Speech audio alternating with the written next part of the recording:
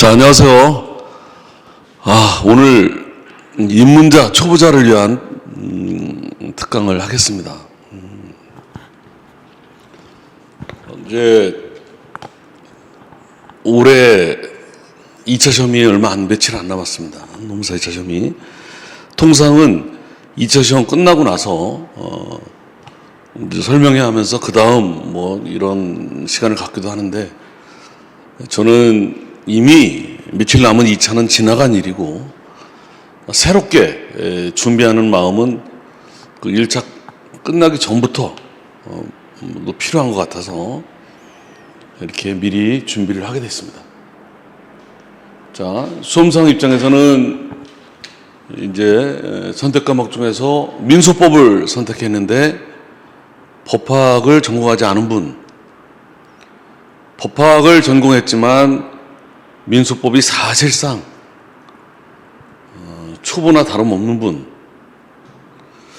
저 같은 경우는 이제 제가 중간에 전 법무사 쪽에서 오래 강의를 했었는데 한 20, 30년째 강의를 하는데, 재작년에 이쪽 노무사 종전 이혁준 교수님이 하다가 제가 2기, 3기를 이어받아가지고 어정쩡하게 이어받아서 작년에 이제 하게 되는데, 작년에는 연기 나가면서 기본서를 이시은 교수님 책으로 그냥 나갈까, 이쪽 노무사 쪽에 맞게 책을 낼까 망설이다가 학원 측 권유로 그냥 수험서를 내면서 나가다 보니까 연기가 교재 없이 유인물로 나가고 그 일기 나오면서 교재가 있다 보니까 요 과정이 이 강의에 전념하기에는 상당히 여유가 좀 없이 나가서 아쉬웠어요. 나중에 통합 과정도 하나 만들기도 했지만 여전히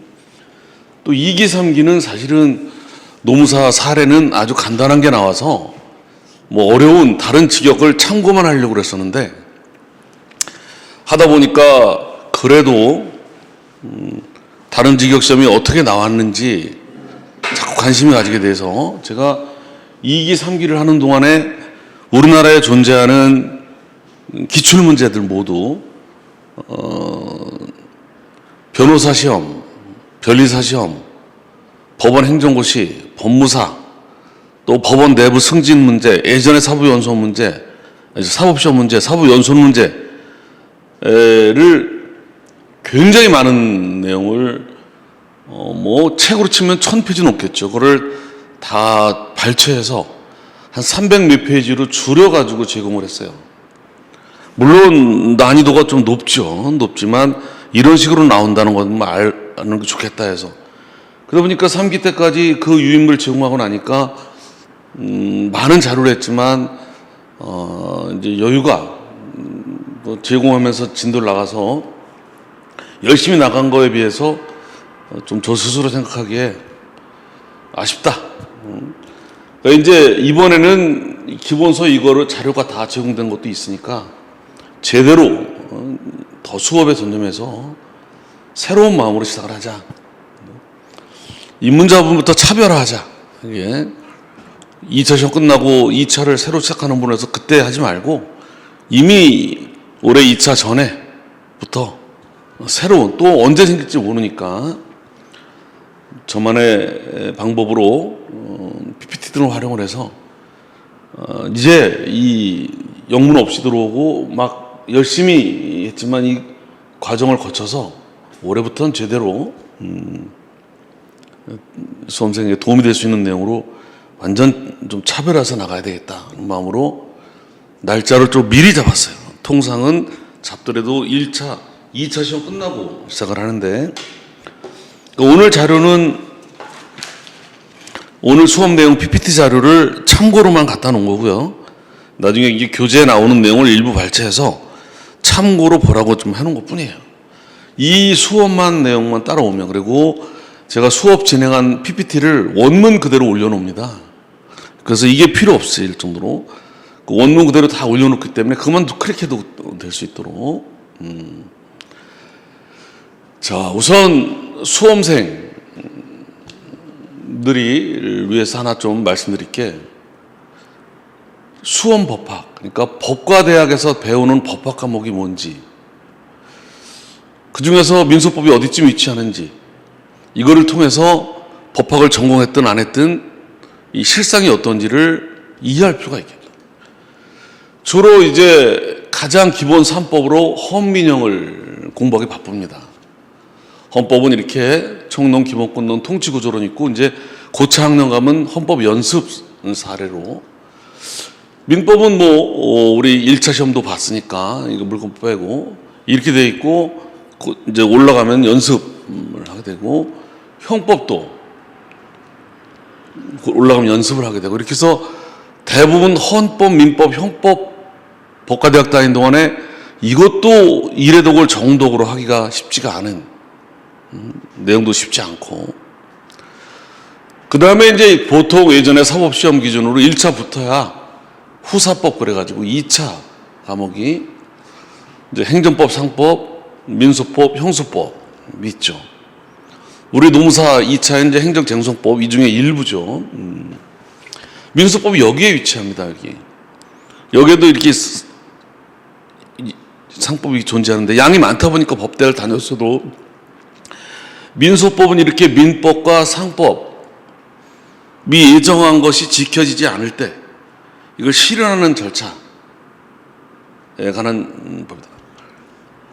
그러니까 그러다 보니까 이 민소법은 대부분 고학년 때 배우게 되고, 고시 과목에서 2차 과목이 대부분이다 보니까 노무사도 1차부터 2차 하듯이 전공자도, 법학 전공자도 재학 중에 소송법을 배우긴 배웠지만 제대로 공부를 못하고 한다.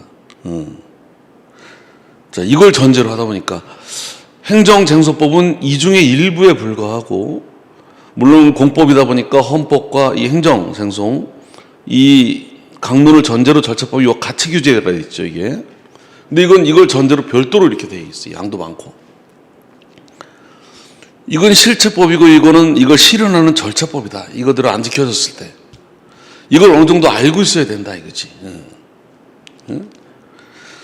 그런데 이렇게 늦게 배우고 이거 하기 바쁘다 보니까 이거를 제대로 공부하는 경우 드물고, 그나마 절차, 실무, 재판을 해보지 않았기 때문에 법학을 전공했어도 재판을 한 번도 안 해보고 공부를 하다 보니까 내용이 매우 추상적이고, 민법 사례는 그래도 그림으로 머릿속으로 와닿는데 덜 와닿고 생소하고 이거 어렵게 느껴진다.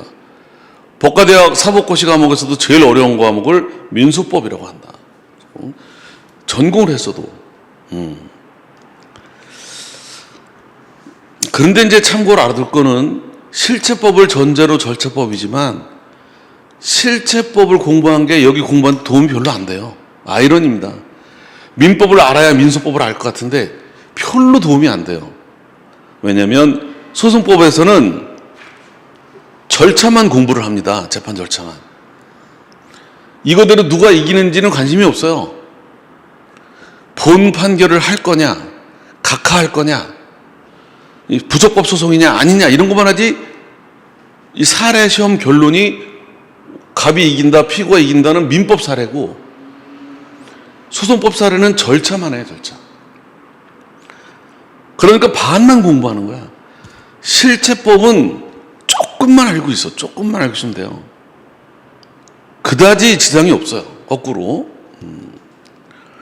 민소법의 가장 큰 단점은 안 해본 거다 보니까 생소하고, 그러다 보니까 머릿속으로 잘 안 떠올라. 경험을 안 했던 거다 보니까 추상적으로 느껴진단 말이에요. 해본 사람은 너무 쉬운 과목인데, 절차 과목인데. 양도 적지 않은 편이야, 이게. 오랫동안 축적이 돼서. 그래서 어떤 사람들은 얘기하기를 외국어로 공부하는 수학 과목이다. 수학 이해하기 어려운데 국어로 설명하는 게 아니라 외국어로 설명하는 거야. 왜? 용어가 안 쓰던 용어이다 말이지. 그거를 설명을 하다 보니까, 그걸 또 객관식적으로 고르는 게 아니라 써야 되다 보니까 이게 진입장벽이 아주 부담이 주는 거죠. 근데 사실은 이게 마음가짐 차이예요. 방금 전에 본 것처럼. 마음가짐 차이야. 전공한 사람이나 비전공한 사람은 똑같아. 저도 대학을 나오고 법과대학을 나오고 대학원을 나왔지만 민수법 배웠나 생각이 들 정도로 중간고사 보느냐고 찍어서 몇 문제 공부한 거지. 이상한 추상적이고 사법시험 1차 여러 번 붙었기 때문에 이제 2차 공부하냐고 나중에 공부하게 됐지, 다니는 동안에 큰 차이가 없어. 근데 마음가짐은 달라. 내가 그래도 법대 나왔는데 뭐 법 과목인데 뭐. 이 마음가짐 때문에 똑같은 어려운 거를 처했을 때 이건 어려운 거다 이렇게 생각하고 마는데, 전공 안 한 사람은 이제 내 전공 안 해서 그런가 보다 이런 생각을, 그 마음가짐 차이야. 제가 법무사 측에서 오래 공부 강의를 하다 보니까 법무사 공부하는 사람, 법무사는 다 실무법이야. 실무법이라고. 집행법, 등기법, 뭐 공탁법 이런 것들이 실무법이라고. 법대에서 안 가르쳐. 그러니까 이제 중국어과 나오거나 이런 분들이 공부하다 어려우면 중국어과로, 그 마음가짐만 그런 거라니까. 법대 나왔어도 마찬가지라니까. 근데 법대 나온 사람은 내가 법대 나왔다는 그 마음가짐, 의지, 이 차이지 큰 차이가 없어요. 법대 나온 사람은 또 어떻게 갈리는 줄 알아요? 이 명칭이 이 스카이 법대가 아니고 지방에 있는 좀 안 좋은 법과대학이라서 우리 교수님들이 좀 허접하게 가르쳐서 내가 좀 이상한 마인드를 갖는다니까. 그럼 스카이 법대 나온 사람은, 이게 제가 참고로 사법연수원 사례 하나 말씀드리면, 법무사 시험 과목에 제일 어려운 게 민사집행법이 있어요. 제가 민사집행 전공, 민사 소송한 다음에 집행하는 거지. 법무사 연수원에서 민사집행법을 법무사 합격자 연수를 오랫동안 시키고 있어요. 이게 법무사 과목으로 민사집행법이 한 20년 전에 들어왔어. 그 전에 안 들어오다. 처음에 들어올 때 이제 처음 강의를 해야 되는데 교재가 없어. 그때 마침 사법연수원 다니던 대학교 후배가 먼저 시험 붙은 제일 유명한 사법연수원 부장판사가 강의하는 집행법 강의를 CD를 고서 보내줬어요. 굉장히 고마웠지. 굉장히 궁금했어요. 대한민국 최고의 사법연수원에서 집행법과 뭐 경매 이런 거를 어떻게 강의할까? 한 일반인이 들으면 귀에 쏙쏙 들어오게 쉽게 강의하기는커녕 한 1분만 들어봐. 이 양반이 한국말을 하고 있는데 러시아 말하는지 우크라이나어를 하는지 못 알아듣겠는 거지. 왜? 시간은 짧고 진도는 나가야 되고, 학생들은, 연수원생들은 서둘 판사 검사 임용 받으려고 미리 공부 다 해오지. 진도 빨리 나가지 막 날라가지. 개념 설명이 어디 있어? 응? 스카이법 때 나왔으면 이 우리 책 쓴 민법 교수님, 뭐 지원님, 뭐 이런 분들, 교수님들 책 봤으면 귀에 쏙쏙 들어오게 명강이라서 한 1분만 들어도 그냥 민법을 다 알게 될 것 같아. 어느 교수님, 어느 학원의 어느 명강이 다 과목 자체가 어렵기 때문에 그걸 쉽게 하려고 노력하는 거지. 마찬가지다. 마음가짐 차이인 거야. 그 대부분 안 해봤기 때문에 다 어렵게 느껴지는 과목이 당연한 거예요. 이상한 게 아니고. 응? 근데 또 중요한 건 이게 그렇다고 수학 킬로미터처럼 어렵지도 않아요. 그냥 생소한 거지. 와닿지 않는 거지.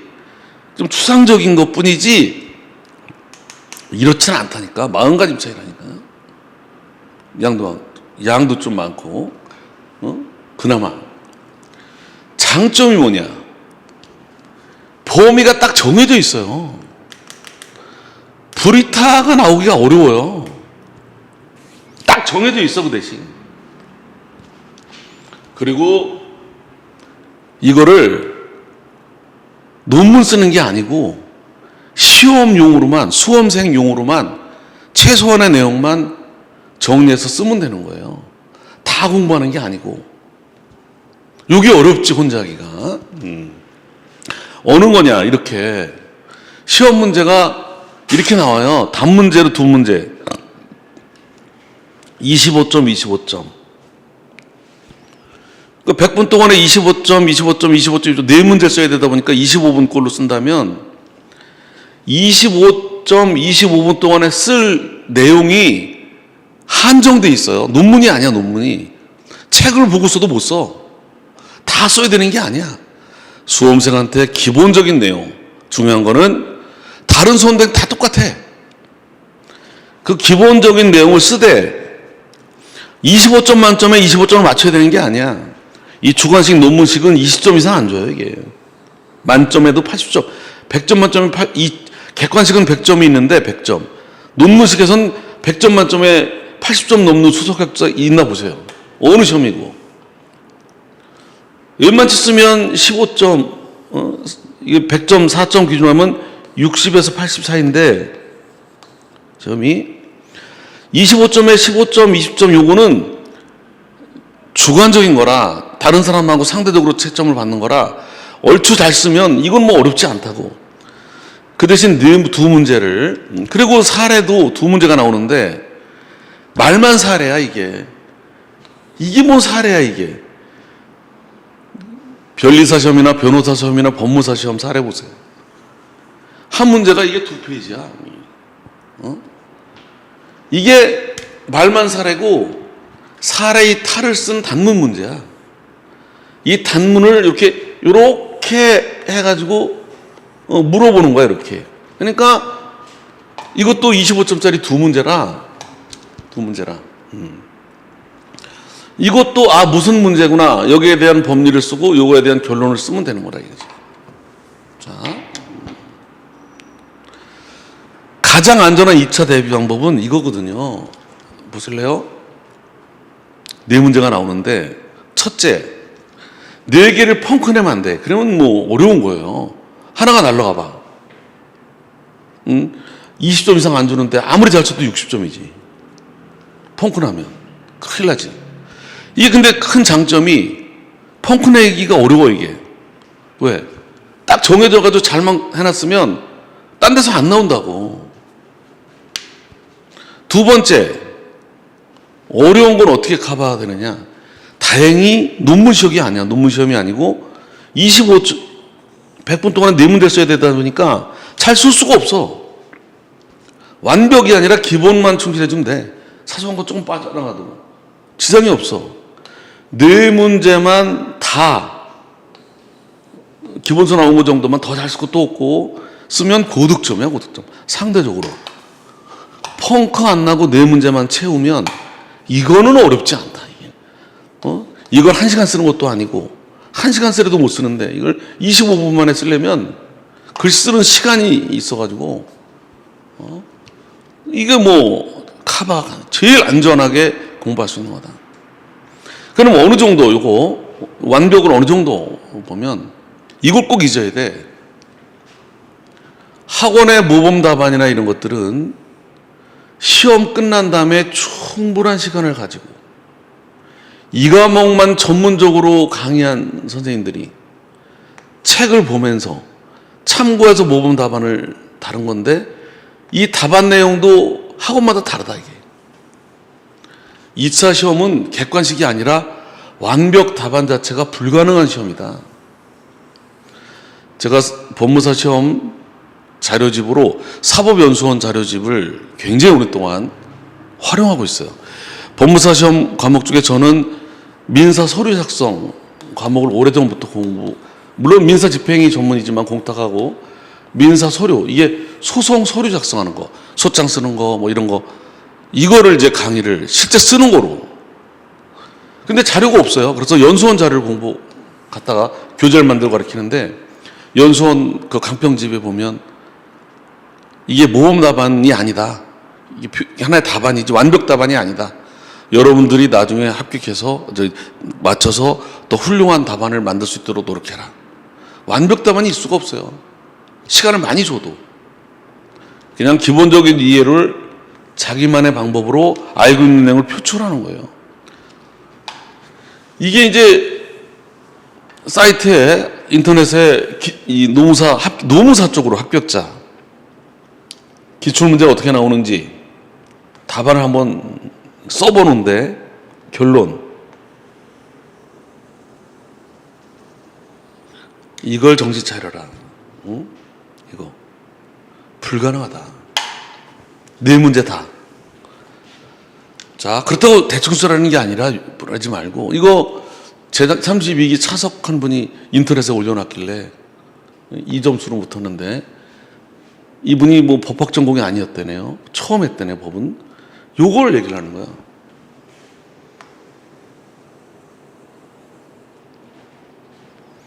기본 내용만 알고 넘어가자. 이걸 완벽하게 할 수가 없어요. 평생 동안 해도. 그러니까 너무 부담스럽지 말고 그것도 어렵다니까. 2차 과목이 해야 할 양이 너무 많고 금방 휘발성이 생소한 과목이다 보니까 그냥 지나가다 보니까 완벽하게 암기하려고 하지 보다는 적당하게 계속 반복해서 하다 보니까 이게 꾸준히 반복 노출이 돼야 되거든. 노출. 이게 생소하고 안 해본 거라 노출이 돼야 돼. 노출. 자꾸 반복 노출. 불안한 마음에 책을 그대로 옮겨 써야 되는 건 줄 알고 그 어려운 용어를 그대로 혼자 공부하면 막 해가지고 그대로 써야 되는 줄 알고 이거 그 전에 합격자 이분도 차석 합격 소송법을 이분도 소송법을 택했고 아니 이분은 아니고 이분이 소송법을 택해서 노무사 민소법은 물권법 빠지기 때문에 부담은 적지만 그 자체가 어렵다. 이 법학 전공한 분인데 방법을 일률적으로 제시할 수가 없다. 근데 한 가지는 분명하다. 모든 민수법은 교과서대로다가 개념을 이후되 이시훈 교수님 책으로 해야 된다. 개념. 왜? 지금까지 모든 소송법을 공부한 사람은 누구도 이 책으로 공부 안 한 사람이 없다. 우리나라 이게 바이블이었으니까 그동안. 현재 모든 시중의 모든 교재, 모든 것들은 이걸 베이스로 깔고 있는 거야. 이거 강사님 바꿔도 내용이 다 별 차이가 없어. 소송법은 다 고만고만이야. 지금 교수들, 변호사들, 판사들 다 똑같이. 개념 기본. 그러니까 제가 이거로 강의를 하려다가 이건 너무 많아요. 내용이. 책은 900권 1000페이지 가까이 되는데 이게 글씨가 조그맣게 주석까지 있어가지고 완벽한 책인데 이건 모든 민사소송의 바이블이야. 바이블. 근데 우리 노무사 시험은 이게 그대로 다 관련되는 걸 나오는 게 아니라 노무사에 맞는 내용만 봐야 된다 이거지. 그래서 이거를 이제 이렇게 베꼈어요. 그냥. 너무 죄송스럽지만 베꼈어. 어쩔 수 없었어. 대놓고 베꼈어. 그냥. 써놓고.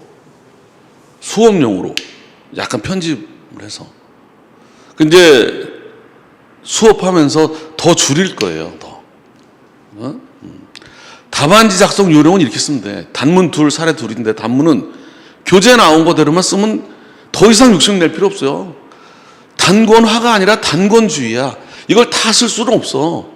여기서 키워드 위주로 이렇게 이해해가지고 이런 식으로 의의, 뭐 취지 이것도 이렇게 책 그대로 쓰는 것도 아니고 책을 토대로 줄여서 쓰는 거예요. 이렇게 채우면 그만인 거예요. 요쪽 책에 비교해 보니까 여기 이만큼 나고 여기 이거 조금 요만큼 있다. 이거 빼먹은데 어떡하냐?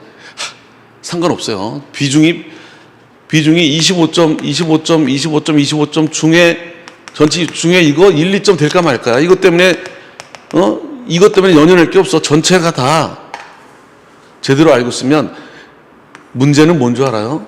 이걸 썼잖아. 이걸 이 쓰는 것 자체가 어려워.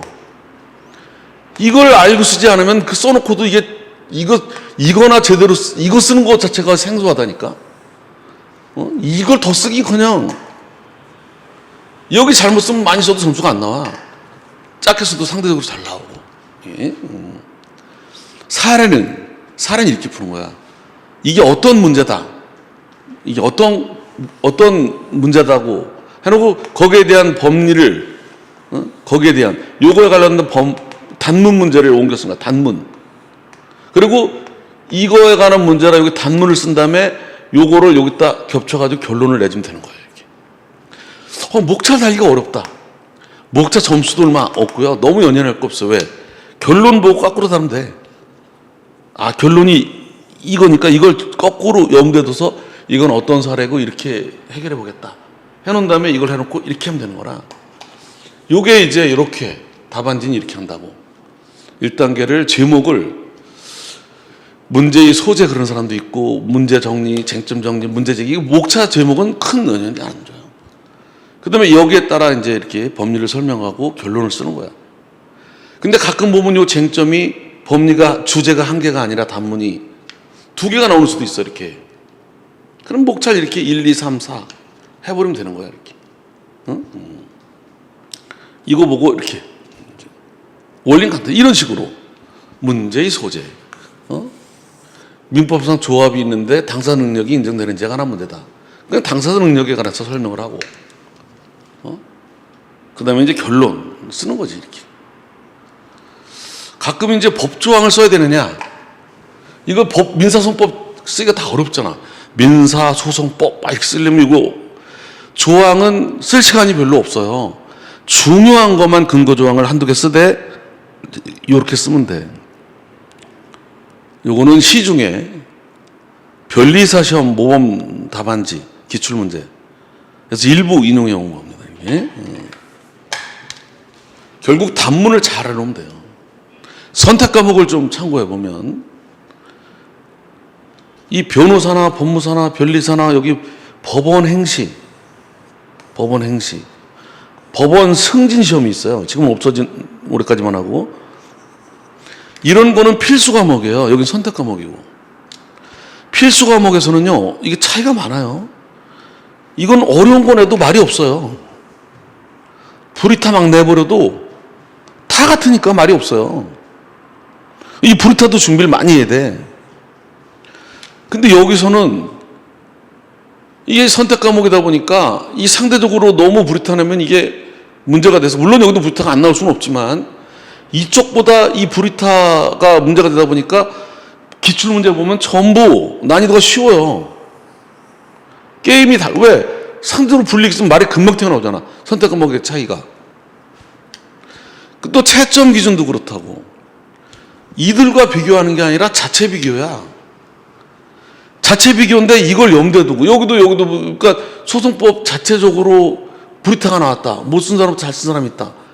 그럼 여기랑 이렇게 잘 쓴 비교하는 게 아니라 이 자체 내에서 상대적으로 고려하다 보니까 이 점에서는 아주 노무사 시험이 다른 시험보다 메리트가 또 의외로 있어요.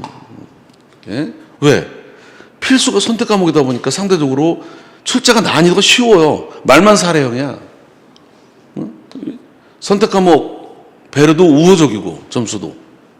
그리고 또 비전공자가 많아가지고 답안지 구성이 약하고 좀 약해 좀 이쪽보다. 그럼 이쪽은 세냐? 여기도 마찬가지 약하지. 여기 마찬가지로 약해. 왜? 실물 안 해봐가지고 이 과목은 제일 어려워해 다. 그래도 이 중에서 법무사 시험에서만 소송법을 덜 어려워해요. 왠지 알아요? 법무사 시험에서는 이렇게 두 개의 시험을 봐. 소송법도 보고 민사 서류 작성. 제가 가이나 실제 소송을 해보다 보니까 뭐 실제는 아니지만 그런 서류를 써다 보니까 이게 내용이 훨씬 덜 추상적인 거야. 다른 분들은 이제 여기는 변리사 로스쿨은 좀 바뀌었지만 한 번도 소장을 안 써보고 머리로만 공부하니까 되게 어렵지. 그리고 또 문제도 어렵게 나오잖아 또. 이렇다. 결론은 뭐냐면 시험이 다가올수록 다 불안해집니다. 아무리 작년에 잘 찍었더라도 올해 어디에서 어떤 문제가 나올지 아무도 모릅니다. 작년에 민수법을 강의를 잘해가지고 100% 특이급으로 찍었다. 올해 또 찍느냐? 누구도 모릅니다. 어디로 갈지. 이거는 민소법뿐이 아니야. 다른 과목도 마찬가지야. 다른 과목도. 아무리 유명 강의를 들었더라도, 아무리 사법연수원 다녔더라도 똑같다니까. 귀에 쏙쏙 들어오는 게 아니니까. 동영상으로 한번 죄 들어보세요. 과목 자체가 생소하기 때문에 귀에 쏙쏙 들어오게 녹게끔 막, 이게 한계가 있다니까. 결국은 자기 공부하는 거예요. 그걸 조금이라도 혼자 하는 공부를 도와드리려고 자기 거 만들게 하는 것 뿐이지, 아무리 해봐. 응? 다 들어봐.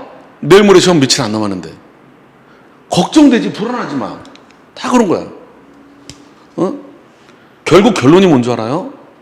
어디에서 어떤 문제가 나와도 근데 대응이 가능할 상황을 만들어야 돼. 그러게도록 이 소송법을 자기화, 완벽대만 아니지만 어떤 문제가 나와도 내가 내 문제 커버 가능할 정도로 자기화 작업을 해놔야지. 이게 나오면 어떡하지? 이거 나오면 이게 아니라 어디 나오더라도 괜찮을 것으로 자기화 작업을 해놓는 거야. 일에게 결국은.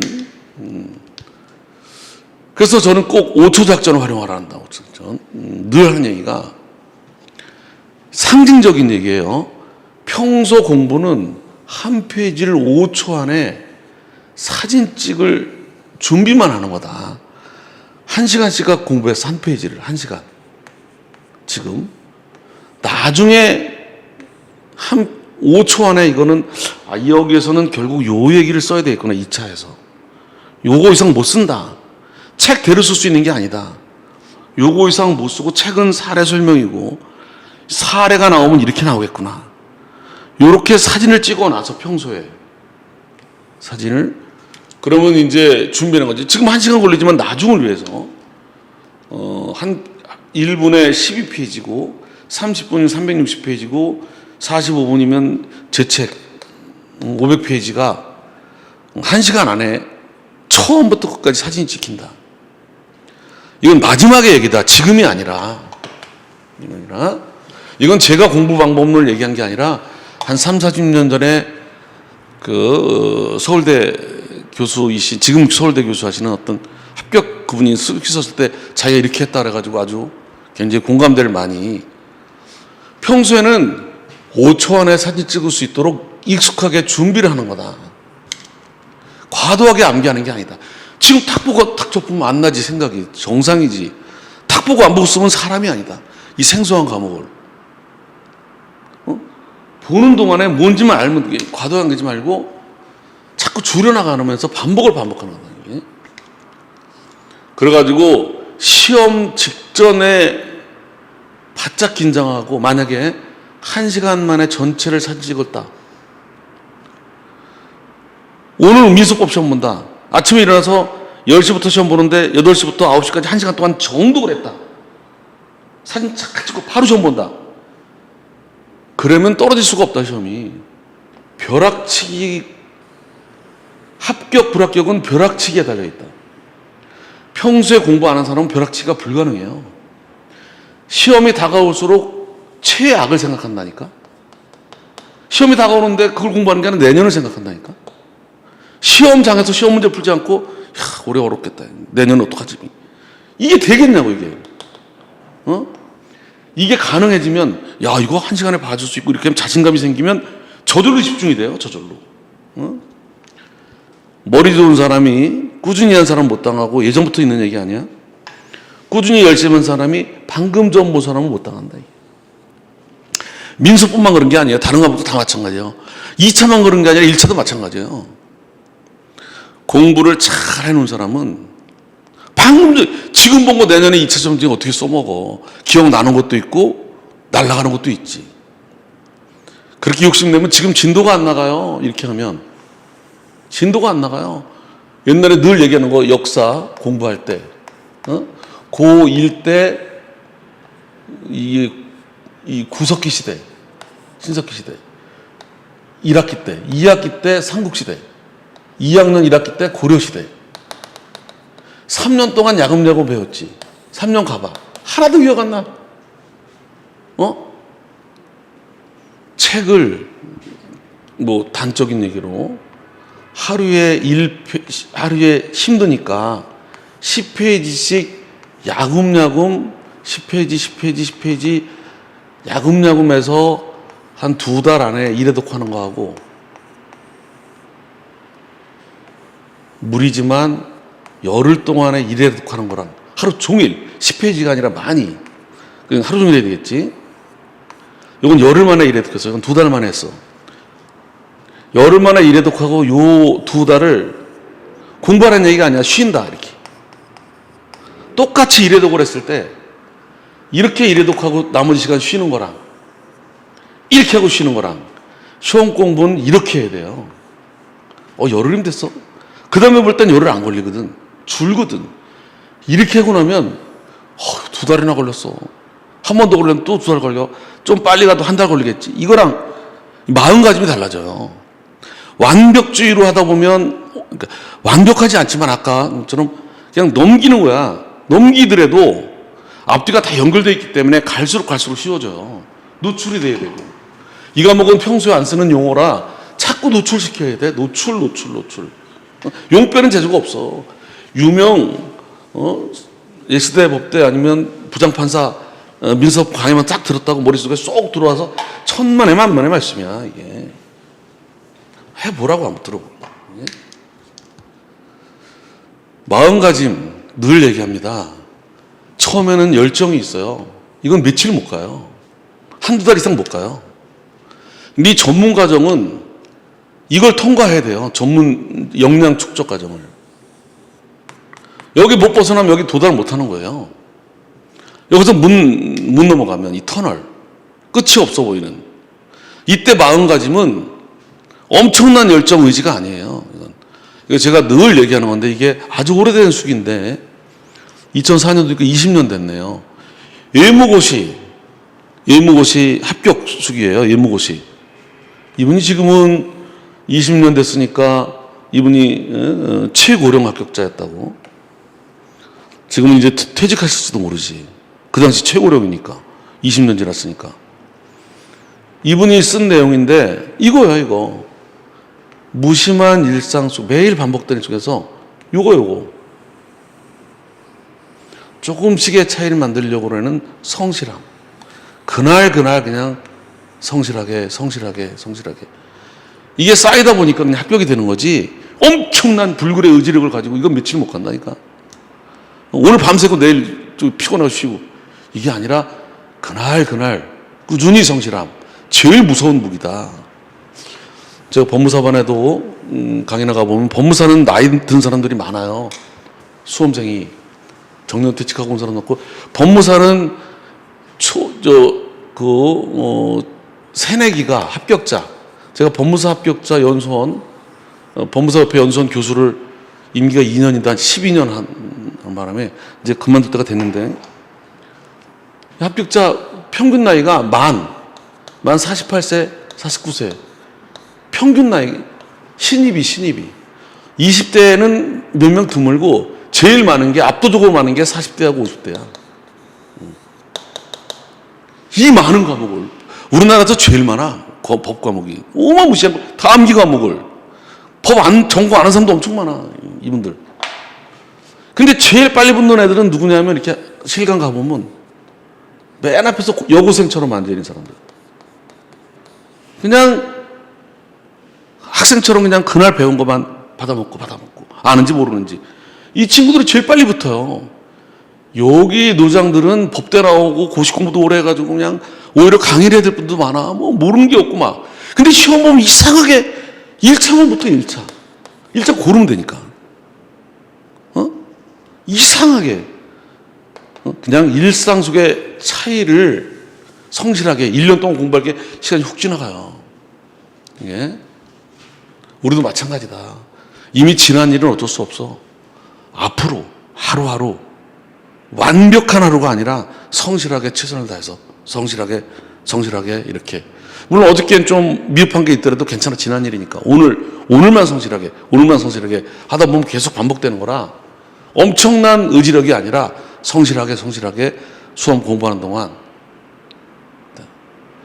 이런 마음으로 하면 되고, 이제 혹시 제 수업을 듣게 되는 분들은 동영상으로 듣든 어떻든 꼭 오늘 인문방 강의를 마음가짐이나 이런 거를 듣고 시작을 해야 되겠다. 작년에 연기 때 수업을 하다 보니까 이런 걸 수업하면서 처음부터 천천히 하다 보니까 원래 13회 예정했던 게 20회까지 갔다니까, 강의가. 올해는 경험 삼아서 이 안에 끝내려고 그래요. 그러려면 아주 이런 기본적인 마음가짐이나 이런 거는 본 강의하다 이가 그럼 시간 다 지나간다. 아무리 연결해도 더 효율적으로 진단을 하려고. 자, 그래서 이제 요번 1교시, 지금 1교시까지는 시간이 좀 지금 40분이 됐는데 그건 약간 더 더라도 여기까지 끝내려고 해요. 실무 절차가 어떤지를. 그 다음에 1교시라도 들어야 돼, 일단. 그 다음에 오늘 2교시부터 쭉, 이거는 내용을 봐서 이 앞부분, 입문 과정, 요걸 설명을 드리는데, 우선 첫 교시는 실무 절차. 이거는 시험과 관련이 없지만 노출이 돼야 돼. 실무를 안 해봤지만, 저희는 법무사다 보니까 여러분들 노무사가 있고 변호사가 있잖아요. 변호사는 모든 법률 문제지만 노동 관련 일을 전문적으로 하는 거잖아요. 법무사가 있고 변호사가 있어요. 변리사가 있고 변호사가 있어요. 세무사가 있고 변호사가 있어요. 이건 특허 관련, 이건 세금 관련, 노무 관련. 그럼 법무사는 뭐겠어요? 똑같아요. 다만 서류로만 내고, 서류. 법정에 못 나가. 이걸 서류 작성 대행. 변론, 법정에. 지금 대한민국 민사사건에 소액 사건, 단독판사 사건, 합의 사건인데 소액 사건의 한 80%가 변호사가 없어요. 단독 사건에는 한 50%가 변호사가 없어요. 여기만 한 80% 정도가 큰 사건만 변호사가 좀 있죠. 그럼 이 많은 사건, 대한민국의 8, 90% 사건, 이거 누가? 일반인이 이거 할 줄 알겠어? 노무사 수석 합격한 분도 소장 한 번도 안 써봐. 소액 사건도. 아이러니지. 일반인이 이걸 쓰겠냐고. 다 이거를, 이 노무사가 이거 하고 이게 하듯이 이거 다 법원 앞, 법무사는 너무 분야가 많아가지고요. 법원 앞에서 소송 우루주로 하는 사람, 등기 위주로 하는 사람, 이게 되게 분야가 많아. 재건축 위주로 하는 사람, 뭐 엄청 다양해가 자기네끼리도 몰라, 업무가. 일상적인 업무를. 상속포기, 한정승인서부터 뭐, 부동산 등기, 법인 등기, 상업 등기, 개인의 생, 파산, 민사소송, 형사, 행정, 뭐 다. 이게 서류로만 한다. 서류 하려면 절차를 알아야 돼요. 이거 본인 소송을 뒤에서 받쳐주는 게 법무사야 다. 어떻게 본인들이 하겠냐고. 재판하러 가기 전에 법무사 들러. 코치를 받아. 서류 대신 내줘 법무사가. 재판하러 가서 끝나고 난 다음에 와서 또 들러. 오늘 어떻게 되는지. 계속. 장점은 의뢰인과 밀접하다. 법정에 안 가니까. 항상 사람이 있어, 사무실에. 변호사님은 재판정에 가 있냐고 만나기 어려워. 자기가 재판을 대신해야 되니까. 이 장단점이 있어요. 자, 지금부터 자꾸 이거는 여러분 노출돼야 돼, 노출. 익숙해져야 돼. 안 쓰는 용어니까. 자, 이렇게 돼 있다고. 현대사회는 자력구제를 금지하고 아무리 억울한 일이 생겨도 국가구제, 법 절차를 거쳐서 분쟁을 해결하게 돼 있어. 억울하다고 주먹 다짐으로 해결하면 안 되고. 이걸 이시훈 교수님 책을 보면 국가 권력이 확립되기 전에 원시 시대에는 국가가 없으니까, 법이 없으니까 동서양을 불문하고 스스로 자력구제 또는 혼자 힘이 약간 뭉쳐서 자력구제가 원칙적인 구제 수단이었는데, 이건 뭐 신속하고 경제적일지 모르지만 이건 폭력, 악순환, 질서를 지킬 수가 없어요. 불안해서 살 수가 없어요.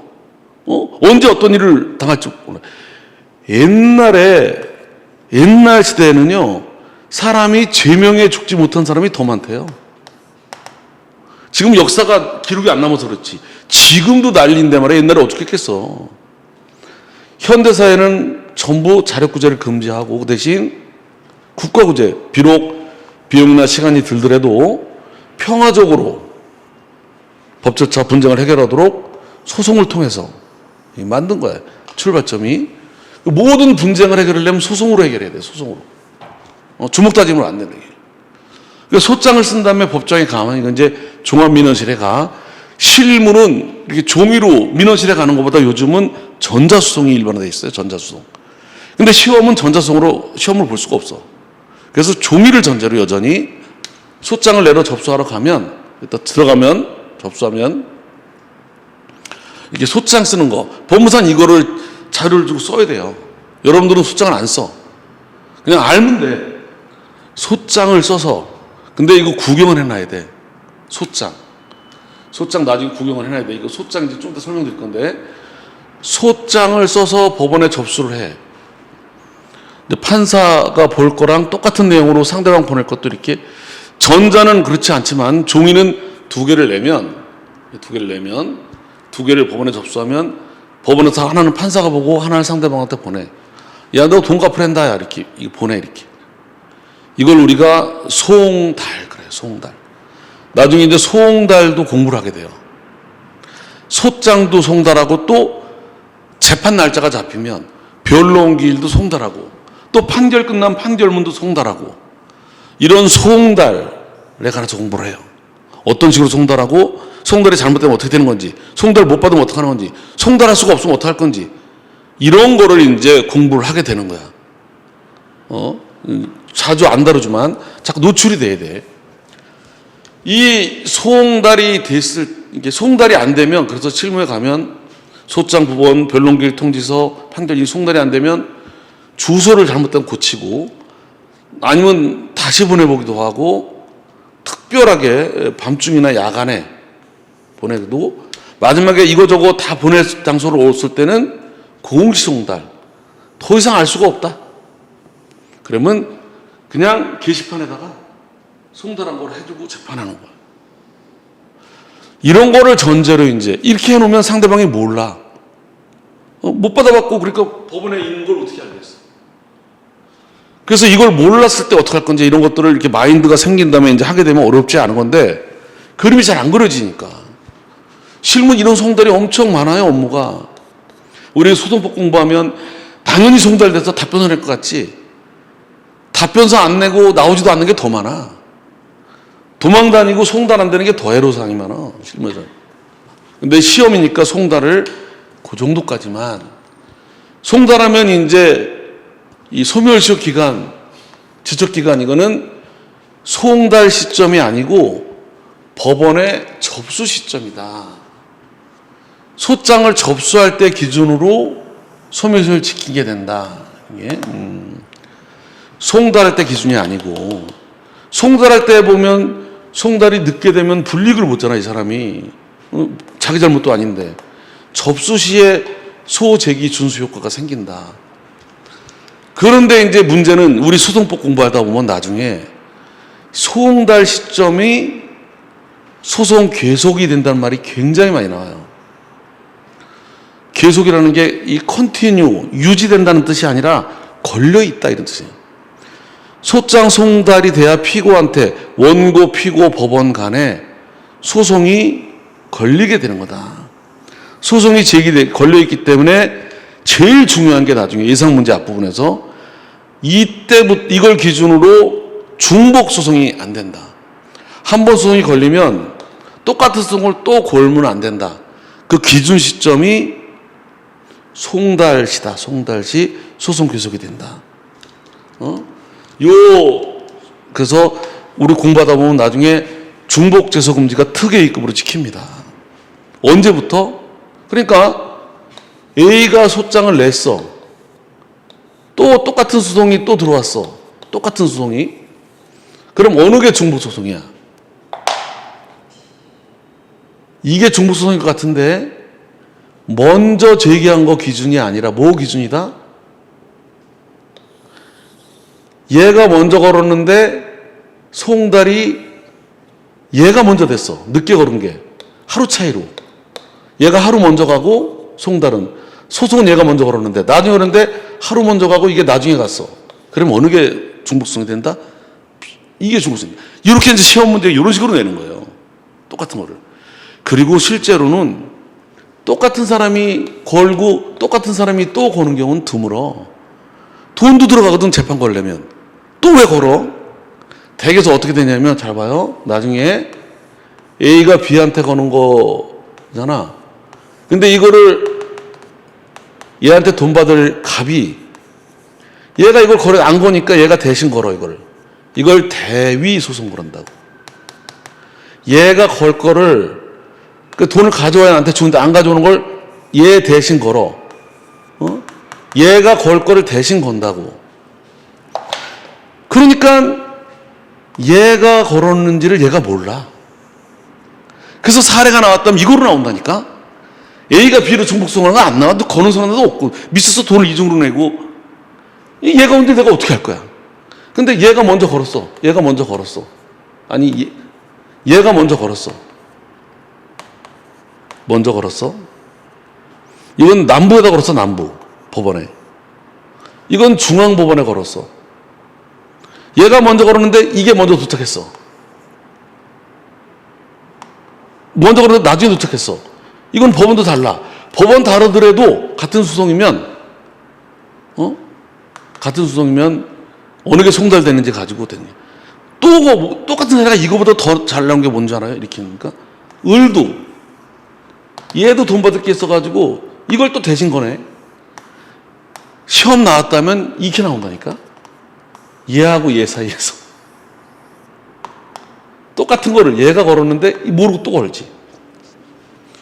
그럼 결국 사례 문제를 푸는 게 되는 거예요. 어려운 걸 요구하는 게 아니라 소송 계속이 언제 되느냐, 이 원리를 이해하고 있는지를 물어보는 거야. 송달시다. 법원이 같은지는 문제 안 된다. 동일한 소송이냐, 누가 송달이 먼저 되느냐. 이렇게? 그러니까 이거를 이제 자꾸 반복할수록 여기에 초점이 가는 거지. 소송 계속, 송달시. 사례가 나오면 함정 문제로 나온다. 분명히 얘가 먼저 걸었는데, 나중에 걸었는데, 법원도 다른데, 송달은 얘가 먼저 된다. 그럼 나중에 걸었지만 얘가 중복소송이 아니라 늦게 걸은 애가 먼저 갔으니까, 먼저 걸은 애가 나중에 송달됐으니까 먼저 걸은 애가 중복소송으로 함정 문제를 내서 이거 본안 판결할 수 있느냐? 안 된다. 이런 식으로 이제 하나하나 쌓아가는 거예요. 송달이 되면 상대방이 답변서를 냅니다. 답변서는 여러분들이 소장 쓰는 게 아니니까, 서류를. 답변서는 이렇게 사건 번호하고 이름만 써요. 주소는 안 써요. 왜? 소장에 다 써있기 때문에. 청구 취지, 돈 갚으라는 거에 대한 답변.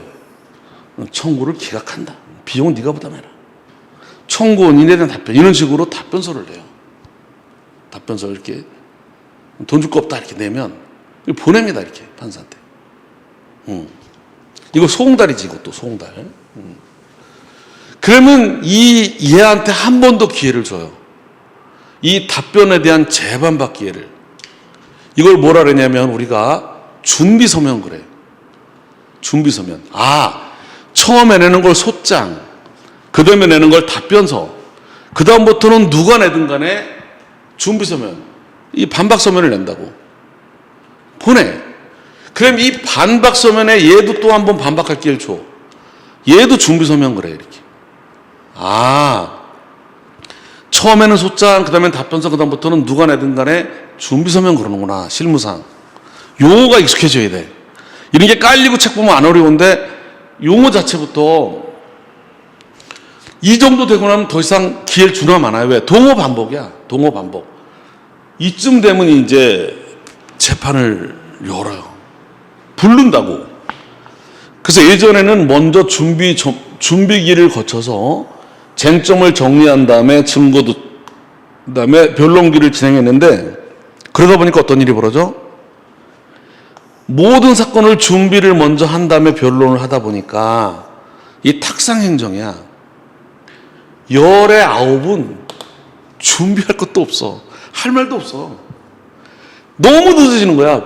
불필요한 것까지 다 준비 절차 거치니까. 그래가지고 지금 또 바뀌었어. 어떻게? 그냥 바로 변론을 하고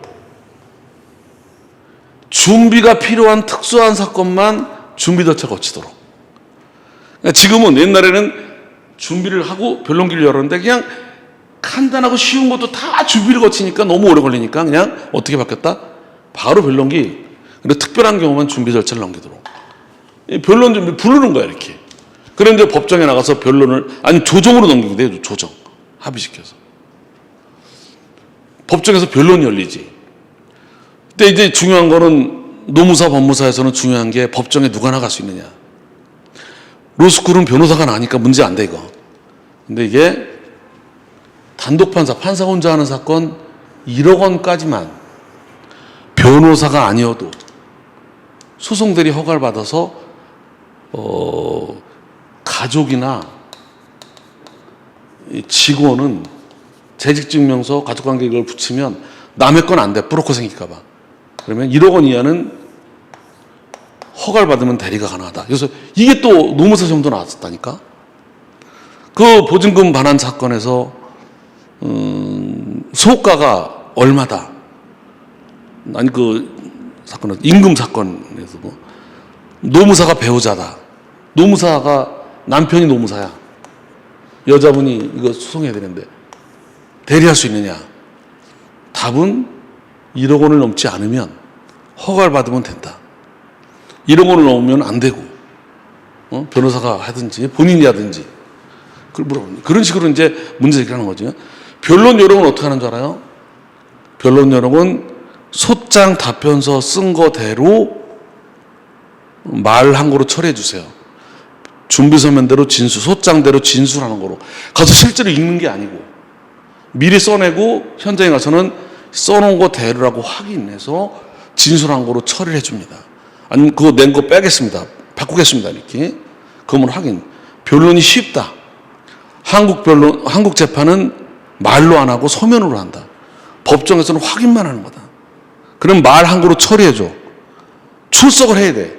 출석을 해서 말로 하되 말로 읽지는 않고 이거 낸 거 맞다. 내가 낸 거 맞고 이거대로 변론한 거로 진술한 거로 그런 식으로 좀 하기 때문에 시간을 단축하지. 거기서 써낸 거 읽고 있으면 읽다가 시간 다 가. 쇼 부르는 것도 아니고. 근데 여튼 변론을 그런 식으로 하고 이제 누구 말이 맞는지 증거를 조사한다고. 그래서 이제 다 증거 조사 끝나면 할 얘기 없으시죠?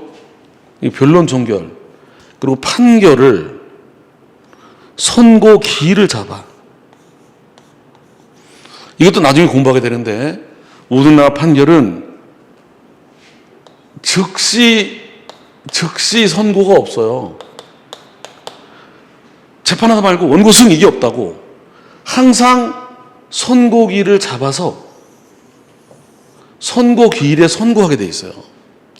실제 선고기일에는 재판하기 전에 9시 반부터 선고부터 하고 변론을 해요.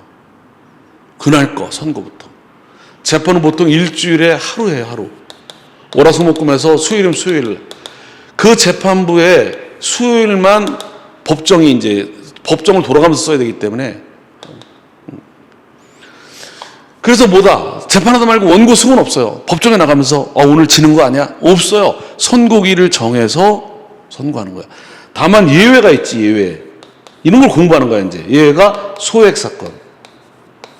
소액 사건은 즉시 선고도 가능해요. 원칙은 안 돼. 그래서 이 원칙과 예를 이제 자세하게 보는 거지 나중에. 선고기일 정해 선고하면 이제 집으로 판결문이 날라와요. 이 판결. 이 판결은 원고 피고 사이에서만 효력이 생겨. 요걸 우리가 판결의 주관적 범위. 원칙이 원고 피고 사이에만 생겨. 이제 예외가 생겨요. 여기서 이제. 판결 후에 원고 주의를 승계받은 사람. 이렇게. 또 남의 사건을 대신했을 때 남한테 이렇게 주관적 범위 원칙. 시적 범위. 변론 종결시 기준으로 요때의 판결의 기준 시점이 되는 거다. 이걸 또 공부하게 돼요. 그리고 마지막으로 객관적 범위 그래가지고 주문에만 기판력이 미친다. 이거를 판결의 객관적 범위. 자, 이렇게 1심 판결이 끝나면 2심 제기하는 걸 용어를 항소 그래. 용어를 알아야 된다. 항소심 판결. 이게 대법원에 가는 걸 상고 그래. 용어를 알아둬야 돼 이제. 대법원 판결. 이렇게 해서 확정이 되면 기판력이 생긴다. 일사부재리 원칙. 그러면 기판력의 범위는 주관적 범위, 시적 범위, 객관적 범위가 늘 예상 문제로. 재판이 다 끝난 거야. 일사부재리 원칙이 생겼어. 더 이상 재판 못해. 그렇지만 이 재판이 언제 확정이 되느냐? 상대방이 항소 제기하고 상고 제기하면 이때 확정이 되지만 어떤 재판은 1심 끝나고 항소를 안 해서 이때 확정이 되는 것도 있고요. 어떤 거는 여기까지 했는데 여기서 상고를 안 하고서 여기서 확정되는 것도 있어. 그래서 시험이 한 번은 법무사 시험으로 판결의 확정 시점을 설명하세요. 이걸 책으로 다 하면 끝이 없어 이게. 항소하면 이때, 항소해서 이때, 끝까지 이때 확정되는구나를 설명하는 것뿐이지. 이렇게 확정된 거는 이제 더 이상 재판을 못하는 거지만 이런 판결들의 중대한 하자가 있으면 아무리 확정됐어도 예외적으로 이걸 우리가 상소 그러는 거야. 상소. 중대한 하자가 있으면 아무리 확정됐어도 구제 방법을 줬다. 이걸 재심. 미확정 판결에 대한 불복은 상소. 확정된 뒤에는 재심. 재심의 대상은 이게 사심이 아니야. 이렇게 1심이 재심이 대상이 될 수도 있고 이게 대상이 될 수도 있고 이게 될 수도 있는 거야. 재심은 1, 2, 3 다음에 4심이 아니가 이렇게 확정 판결에 대한 이렇게. 그래서 나중에 재심 공부하면 뭐부터 공부한다? 재심의 대상부터. 어느 게 재심의 대상이냐부터. 이런 거를 하나하나 공부하는 거지. 이런 전제가 이해되어 있으면 책이 쉬워지는 거고 이거 자체를 생소하니까 어렵게 느껴지는 거지. 또 재판은 판결만 재판이 아니야. 재판 기관이 자기 어떤 판단 결과를 표시한 거야, 표시. 그래서 판결이라는 이름으로 표시하는 게 판결이야, 재판 중에서. 중요한 거는 판결로 할 때는 반드시 변론을 거쳐야 돼. 이걸 우리가 필요적 변론 그래. 용어를 이제 반드시 판결로 표시할 때는 변론을 거친 다음에 하게 돼 있고 이유를 쓰게 돼 있어, 원칙이. 판결 이유를. 예외가 있어, 예외. 소액 사건은 이유를 안 써도 돼. 그러니까 결국 그걸 계속 반복해서 나오는 거야. 판결 중에는 결정도 있어요. 결정으로 하는 건 변론은 해도 되고 안 해도 되고 신문으로 해, 신문. 그리고 이유도 안 써도 돼. 이게 보실래요? 명령도 판결. 이게 판결로 하면 반드시 필요적 변론을 거치게 되고 이유를 쓰게 됐다고, 이유를. 짧든 길든. 근데 결정으로 하는 건 몰라요. 이렇게. 결정. 판결이 아니라 결정. 뭐가 결정하냐면 이렇게 가압류, 가처분, 경매, 채권 압류, 전부명령 이런 것들은 다 결정으로 해, 결정. 이 결정이란 말이 이거 할까 저거 할까 망설이다가 선택한다는 그런 결정이 아니라 판결처럼 재판의 제목이에요, 제목. 결정. 중앙법원 29-24 너의 결정이다. 판결 결정. 결정은 뭐다? 신문으로 한다, 신문. 변론이 아니다. 변론이 뭐냐, 이제. 뒤에 나와. 공개법정에서 말로 해야 된다. 법정에 말로 해야 돼. 나와야 돼. 비록 나와서 써놓은 거대로다가 해달라고 하더라도 나와야 돼. 말로 해야 돼. 신문은 기회만 좀 돼, 기회. 안 나와도 돼. 자, 명령 예를 들면 이렇게. 명령으로 이 사건 소장을 각하한다. 이걸 명령으로. 이게 바로 재판의 종류가 판결, 결정, 명령이구나.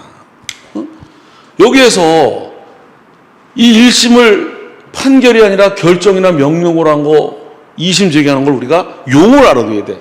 이걸 항고 그런다. 항고. 항고심 결정. 항고에는 두 가지가 있다. 기간 정함이 없는 통상항고가 있고 일주일 안에 애들은 즉시항고가 있다. 이건 기간 정함이 없어. 이거는 일주일 안에 해야 돼. 이걸 대법원 가는 걸 재항고한다. 용을 알아둬야 돼요. 재항고, 항고, 잠깐만. 요거는 기간이 없으니까 언제든지 싸울 수 있지만 이거는 일주일 지나면 못 싸우잖아, 이렇게. 이건 확정이 된다고. 요 확정이 돼, 이거 재심처럼. 이 확정돼 싸우는 거를 준재심 그런다. 판결에 대해서 재심, 이거는 준재심. 이 결정명령하고 판결이 아닌 조서 있어요. 공부합니다. 화해 조서, 청구 인락 조서. 판결로 안 끝난 것도 준재심 그런다. 이렇게. 잘못, 중대한 하자가 있으면.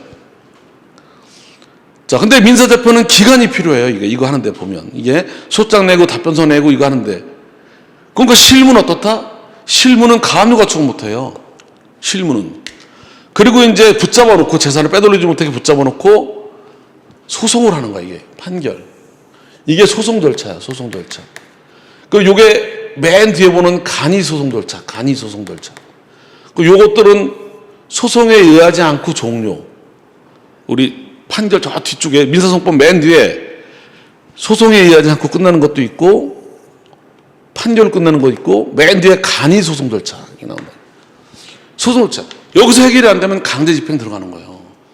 강제 집행. 경매, 유치동산 경매, 압류수침 이렇게. 자, 법무사 시험 과목은 이게 다 법무사 시험 과목이에요. 법무사는. 이것도 공부하고 이것도 공부하고 이것도 공부하고. 근데 우리 변리사나 노무사나 여기는 또 변호사 시험도 이걸 선택 과목이고 이 소송법만 공부하는 거지. 여기서도 주로 이걸 공부하는 거지. 이걸.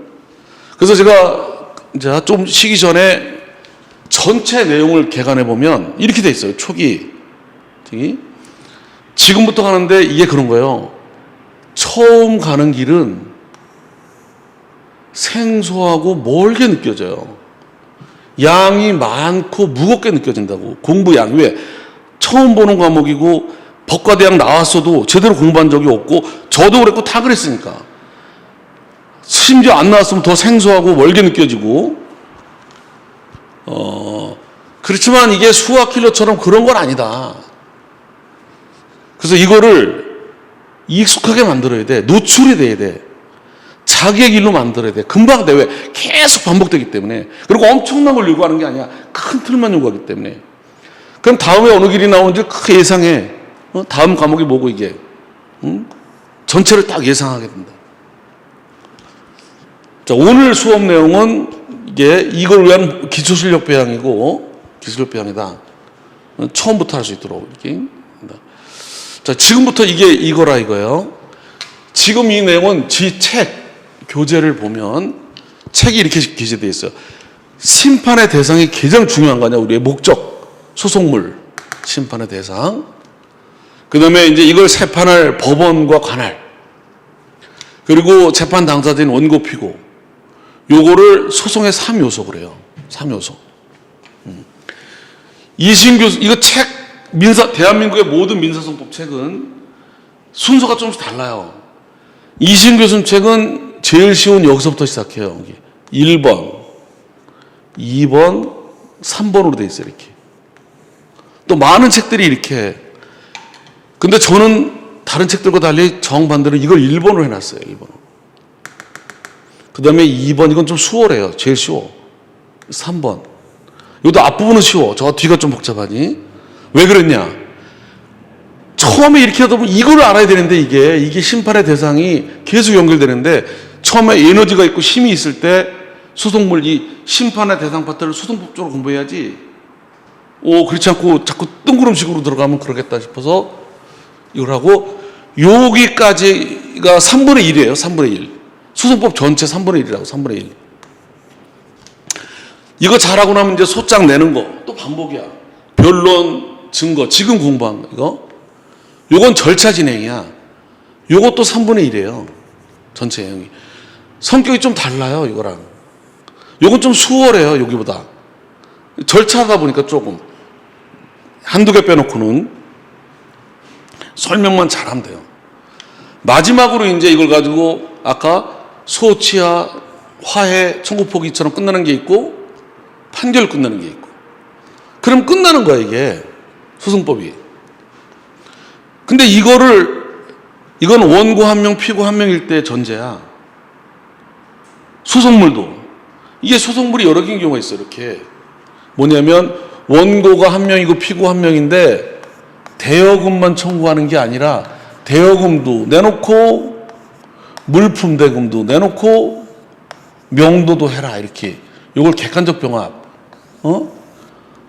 한 사람이 한 사람한테 여러 개 이건 이걸 전제로 역과장 끝나고 나면 역과장만 잘하면 이건 이렇게 여러 개일 때 어떻게 재판할 거냐기 때문에 이걸 잘하면 이게 쉽고 차이만 하면 되니까.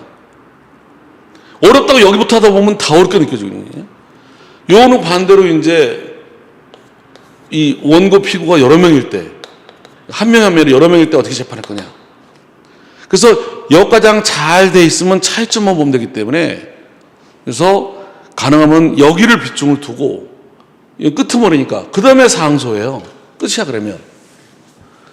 자 정리하면 요게 3분의 1, 요게 3분의 1, 요게 3분의 1. 요걸 잘하면 여기만 잘하면 끝나는 거예요. 여긴 했던 거가 사람이 다른 경우만 중복이니까 요게 3분의 1인데 3분의 1보다 조금 더 되겠지. 프로치로 치면 30%, 60%가 끝나는 거고 한 40% 될 거.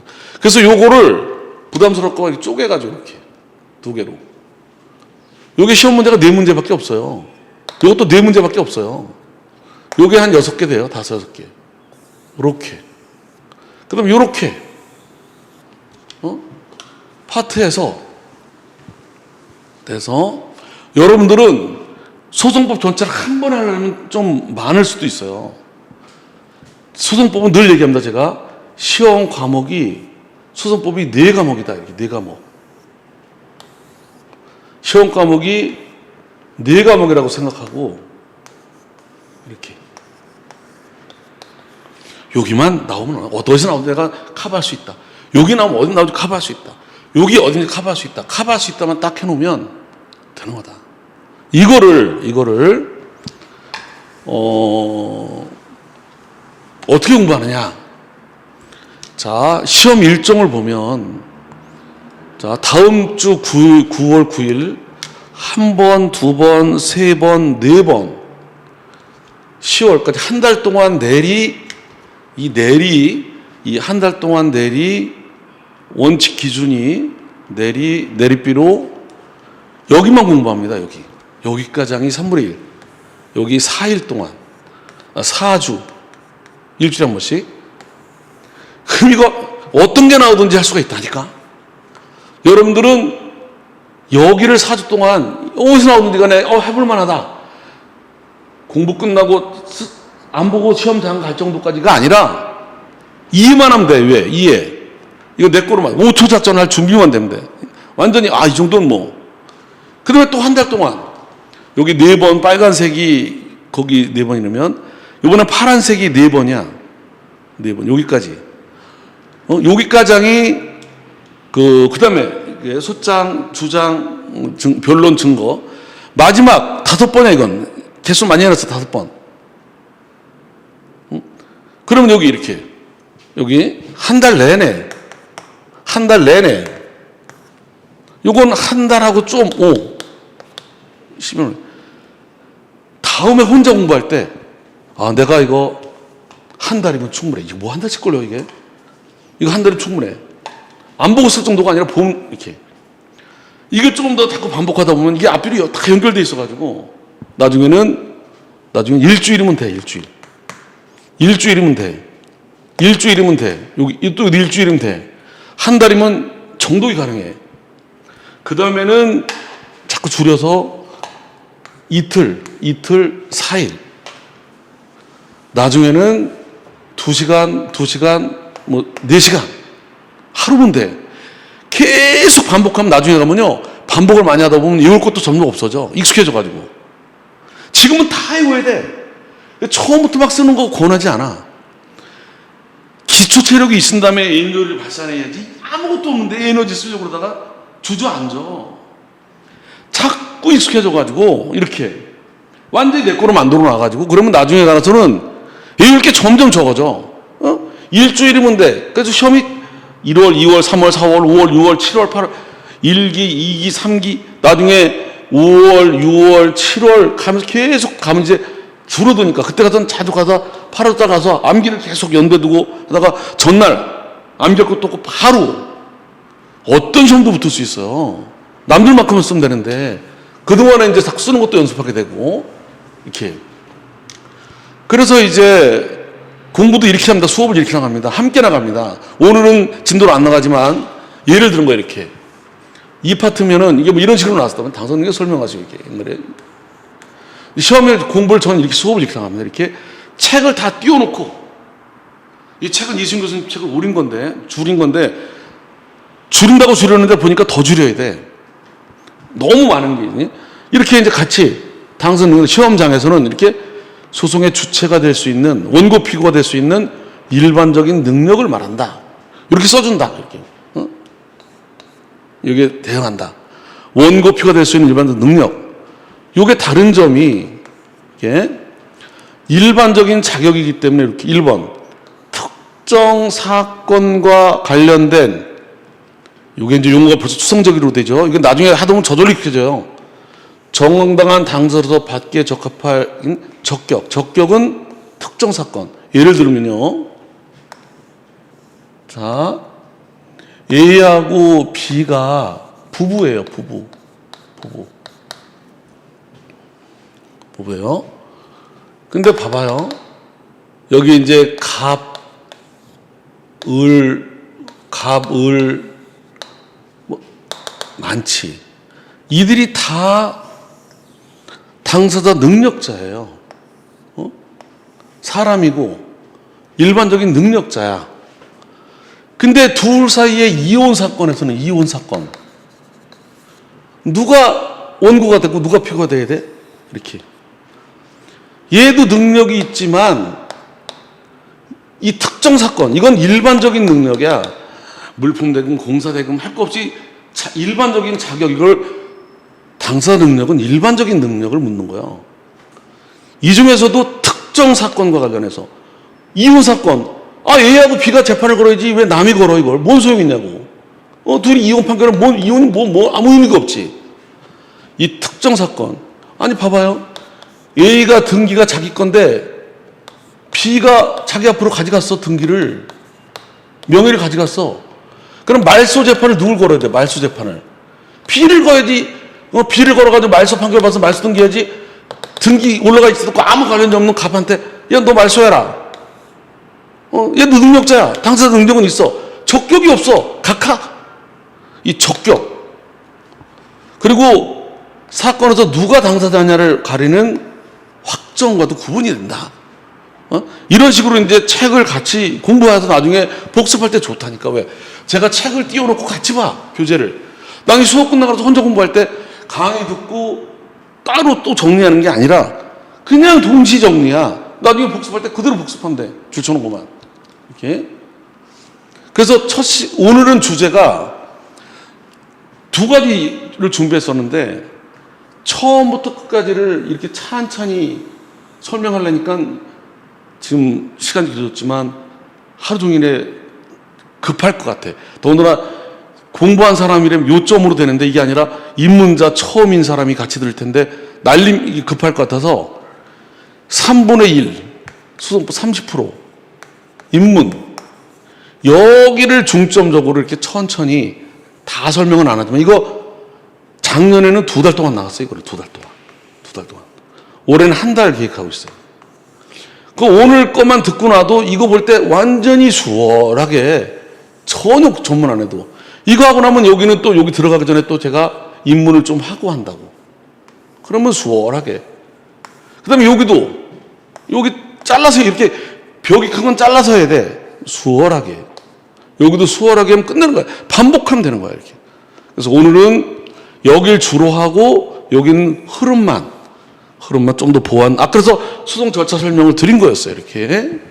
이런 식으로 수업을 진행할 거다. 오늘 나머지 시간도 요 파트 공부할 때 큰 도움이 되니까 교재 중심으로 참고를 해 주시기 바라고 여기까지 했습니다. 좀 쉬었다가 여기서부터 제일 중요한 소속물부터 추상적이지 않고 실제 느낄 수 있도록 가능하면, 한계가 있겠지만 누구도 마찬가지다 이건. 이걸 찬찬히 이 입문 기초 과정을 오늘 나머지 4-5시간 동안 잘 정리해서 큰 업무할 때 요 파트는 최소한 따로 법과대학 안 나왔어도 더 밀리지 않게 준비가 되게끔 부드럽게 이해할 수 있도록 이렇게 설명을 하겠습니다. 그리고 나머지는 시간이 없으니까, 그렇지만 이 절차에서 중요한 몇 가지들을 도움이 되게끔 설명하는 거로 이렇게 이 전체를 소개를 하려고 합니다. 좀 쉬었다 하겠습니다. 네, 수고들 했습니다.